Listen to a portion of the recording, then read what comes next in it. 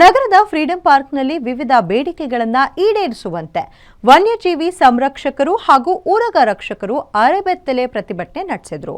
ಹಾಗಿದ್ರೆ ಅವರ ಬೇಡಿಕೆಗಳೇನು ಅಂತೀರಾ? Take A look.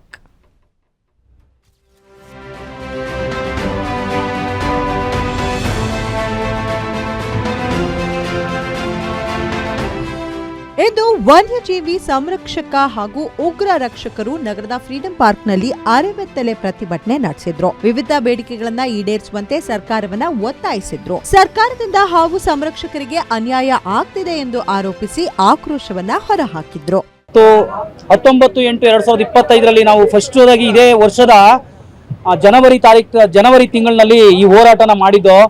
ನಾವು ಏನು ಹೋರಾಟ ಮಾಡ್ತಾ ಇದೀವಿ ಅಂದ್ರೆ ನಾವೆಲ್ಲ ವನ್ಯಜೀವಿ ಸಂರಕ್ಷಕರು ಕರ್ನಾಟಕದಲ್ಲಿ ಪ್ರತಿಯೊಂದು ಜಿಲ್ಲೆ, ಗ್ರಾಮೀಣ ಪ್ರದೇಶ, ತಾಲೂಕು, ಪಂಚಾಯಿತಿ ವ್ಯಾಪ್ತಿಯಲ್ಲಿ ಸರಿಸುಮಾರು 2,000ಕ್ಕಿಂತ ಹೆಚ್ಚು ಜನಗಳನ್ನು ಸ್ವಯಂ ಪ್ರೇರಿತವಾಗಿ ಸ್ವಯಂ ಸಂರಕ್ಷಕರಾಗಿ ನಾವು ಈ ಹಾವುಗಳನ್ನ ಸಂರಕ್ಷಣೆ ಮಾಡೋದು.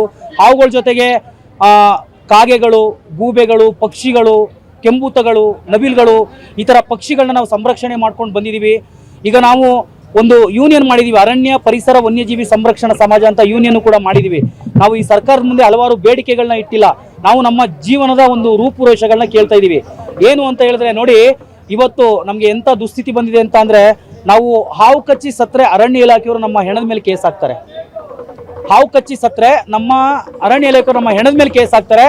ಮತ್ತೊಂದು ಅಂತ ಹೇಳಿದ್ರೆ, ನಮ್ಮನ್ನ ಹಾವಾಡಿಗರು ಅಂತ ಒಂದು ಜಾತಿ ಪ್ರಮಾಣ ಪತ್ರ ಕೊಡಿ ಅಂತ ಕೇಳ್ತಾ ಇದೀವಿ ಸರ್ಕಾರಕ್ಕೆ. ಯಾಕೆ ಅಂದ್ರೆ ಈ ಸರ್ಕಾರ ಒಂದು ವರ್ಷಕ್ಕೆ 1,00,000ಕ್ಕಿಂತ ಅಧಿಕ ಹಾವುಗಳು, ಪ್ರಾಣಿ ಪಕ್ಷಿಗಳನ್ನ ನಾವು ಒಂದು ತಿಂಗಳಿಗೆ ಇಷ್ಟು ಜನ ಸಂರಕ್ಷಣೆ ಮಾಡ್ತಾ ಇದೀವಿ. ನಮಗೆ ಇವರು ಒಂದು ಇನ್ಸೂರೆನ್ಸು, ಒಂದು ಟ್ರೀಟ್ಮೆಂಟ್ ಫೀಸು, ಒಂದು ಸಹಾಯಧನ, ನಮಗೆ ಒಂದು ಗುರುತಿನ ಚೀಟಿ ಕೊಡೋಕ್ಕಾಗ್ತಾ ಇಲ್ಲ ಅಂತ ಹೇಳಿದ್ಮೇಲೆ ನಾವು ನಮ್ಮ ಭಾಳ ನಿಂದನೆಗಳಿಗಾಗಿ ಕುಟುಂಬದಲ್ಲಿ ಭಾಳ ನೋವುಗಳನ್ನ ಅನುಭವಿಸ್ತಾ ಇದ್ದೀವಿ. ಏನಕ್ಕೆ ಅಂತ ಹೇಳಿದ್ರೆ, ಇವತ್ತು ಯಾರ್ದು ಶ್ರೀಮಂತರ ಮನೆಗಳಿಗೆ ಹಾವು ಬರಲ್ಲ ಸ್ವಾಮಿ, ಎಲ್ಲ ಬಡವ್ರ ಮನೆಗಳಿಗೆ ಹಾವು ಬರೋದು. ಸರ್ವಸಾಮಾನ್ಯ ಒಬ್ಬ ಕೂಲಿ ಮಾಡೋ ಬಡವ್ರ ಮನೆಗೆ ಹಾವು ಬರ್ತದೆ. ಅವ್ರ ಹತ್ರ ಹೋಗಿ ನಾವು ಏನು ಕೇಳೋಕ್ಕಾಯ್ತದೆ? ಅಟ್ಲೀಸ್ಟ್ ಪೆಟ್ರೋಲ್ಗೂ ಕೂಡ ದುಡ್ಡು ಕೊಡೋಕೆ ಅವ್ರ ಹತ್ರ ಕಾಸಿರಲ್ಲ. ಇಂಥ ವ್ಯವಸ್ಥಿತವಾಗಿ ಅರಣ್ಯ ಇಲಾಖೆಯವರು ಮಾಡಬೇಕಾಗಿರೋ ಕೆಲಸನ ನಾವು 2,000 ಚಿಲ್ಲರೆ ಜನ ಇವತ್ತು ಕರ್ನಾಟಕದಲ್ಲಿ ಮಾಡ್ತಾ ಇದ್ದೀವಿ. ಹಾವು ಸಂರಕ್ಷಕರ ಬೇಡಿಕೆಗಳು ನೋಡುವುದಾದ್ರೆ, ವನ್ಯಜೀವಿ ಹಾವು ರಕ್ಷಕರ ಆಕಸ್ಮಿಕ ಸಾವಿಗೆ ಕುಟುಂಬಕ್ಕೆ ಪರಿಹಾರ ನೀಡಬೇಕು.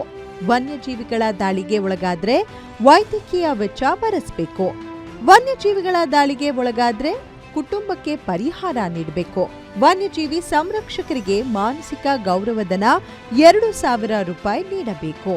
ಅಧಿಕೃತ ತರಬೇತಿ, ಕೌಶಲ್ಯ ಹಾಗೂ ಸಲಕರಣೆ ನೀಡಬೇಕು. ಜೀವ ವಿಮೆ ಹಾಗೂ ಆರೋಗ್ಯ ವಿಮೆ ಕಡ್ಡಾಯ ಮಾಡಿಸಬೇಕು. ವನ್ಯಜೀವಿ ಸಂರಕ್ಷಕರಿಗೆ ಹಾವು ರಕ್ಷಕರಿಗೆ ಪರವಾನಗಿ ನೀಡಬೇಕು. ಇಲಾಖೆಯಿಂದ ಗುರುತಿನ ಚೀಟಿ ನೀಡಬೇಕು. ವನ್ಯಜೀವಿ ಸಂರಕ್ಷಕರ ತುರ್ತು ಪರಿಸ್ಥಿತಿ ನಿಧಿ ಸ್ಥಾಪಿಸಬೇಕು. ಕರ್ನಾಟಕದ ಮುಖ್ಯಮಂತ್ರಿ ಸಿದ್ದರಾಮಯ್ಯರೇ, ಅರಣ್ಯ ಸಚಿವರೇ, ಈಶ್ವರ ಖಂಡ್ರೆಯವರೇ, ಮೂಲೆಯಿಂದ ಬಂದು ನಾವು ಹೋರಾಡೋ ಕಾರಣ ಏನು ಅಂದರೆ, ನೀವು ಸುಮ್ಮನೆ ಇದ್ದ ಕಾರಣ. ನಾವು ಎಷ್ಟು ವರ್ಷಗಳಿಂದ, ಹಿಂದಿನ ಕಾಲದಿಂದ ನಾವು ಹಾವು ಹಿಡ್ದರೆಯ, ನಮ್ಮ ತಂದೆಯರು ಹಿಡ್ದರು, ನಮ್ಮ ತಾತರು ಹಿಡ್ದರು, ನಾವು ಹಿಡ್ದರೆಯ. ನೀವು ಎಲ್ಲದಕ್ಕೂ ಒಂದೊಂದು ಆಜ್ಞೆ ಮಾಡಿದ್ದೀರಿ, ನಮಗೆ ಯಾಕೆ ಆಜ್ಞೆ ಮಾಡಿಲ್ಲ? ದಯವಿಟ್ಟು ಇನ್ನು ಮುಂದೆ ಮೂಲೆಯಿಂದ ಕರ್ನಾಟಕದಲ್ಲಿ ಎಲ್ಲ ಮೂಲೆಯಲ್ಲೂ ಹಾವು ರಕ್ಷಣೆ, ಪ್ರಾಣಿ ರಕ್ಷಣೆ ಎಲ್ಲ ಮಾಡ್ಕೊಂಡು ವನ್ಯಜೀವಿ ರಕ್ಷಣೆ ಮಾಡಿ ಕಾಡಿಗೆ ನಾವು ಬಿಡ್ತಾ ಇದ್ದೀವಿ. ಇನ್ನು ಮುಂದೆ ಹಾಗೆ ನಾವು ಸಹಕಾರ ಕೊಡಿ, ಮಾಡ್ತೀವಿ. ನಮಗೆ ಒಂದು ಸರ್ಕಾರದಿಂದ ಒಂದು ಐಡೆಂಟಿ ಕಾರ್ಡು, ಒಂದು ಇನ್ಶೂರೆನ್ಸು, ಒಂದು ಮನೆ, ಇನ್ನೂ 2-3 ಬೇಡಿಕೆ ಇದೆ. ಈಡೇರಿಸಿದ್ರೆ ಎಲ್ಲರೂ ನಿಮ್ಮ ಹೆಸರು ಹೇಳ್ಕೊಂಡು ಆ ಪ್ರಾಣಿ ಪಕ್ಷಿ ರಕ್ಷಣೆ ಮಾಡ್ಕೊಂಡು ಹೋಗ್ತೀವಿ. ಒಟ್ಟಾರೆಯಾಗಿ ಹಾವು ಹಾಗೂ ವನ್ಯಜೀವಿಗಳಿಂದ ತೊಂದರೆ ಒಳಗಾಗುವ ಜನರ ರಕ್ಷಣೆಗೆ ನಿಂತಿರುವ ವನ್ಯಜೀವಿಗಳ ಸಂರಕ್ಷಕರು ಹಾಗೂ ಹಾವು ರಕ್ಷಕರ ಸಮಸ್ಯೆಗಳಿಗೆ ಸರ್ಕಾರ ಸ್ಪಂದಿಸಬೇಕಿದೆ. ಬೇರೆಯವರ ಜೀವ ರಕ್ಷಣೆಗೆ ತಮ್ಮ ಜೀವನ ಮುಡುಪಾಗಿರೋ ಇವರ ಪರ ಸರ್ಕಾರ ನಿಲ್ಲುತ್ತಾ ಕಾದು ನೋಡಬೇಕಿದೆ. Shami Shetty, metro bureau, guarantee news, Bengaluru.